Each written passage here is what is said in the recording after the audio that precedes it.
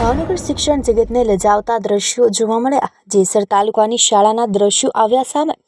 કરલા ગામની પ્રાથમિક શાળાના દ્રશ્યો સામે આવ્યા, જેમાં વિદ્યાર્થીઓ ચાજરું સાફ કરતા હોય તેવા વિડીયો સામે આવ્યા છે।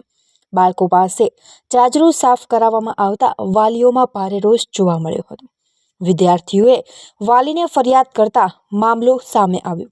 વાલીઓએ શાળાએ જઈને રિયાલિટી ચેક કરતા વિડીયો થયા વાયરલ।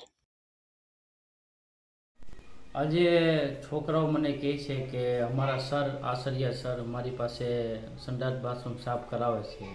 તો આજ હું મારી નજરેથી જોવા આવ્યો તો મને આ છોકરા સંડાસ બાથરૂમ સાફ કરતા દેખાણા।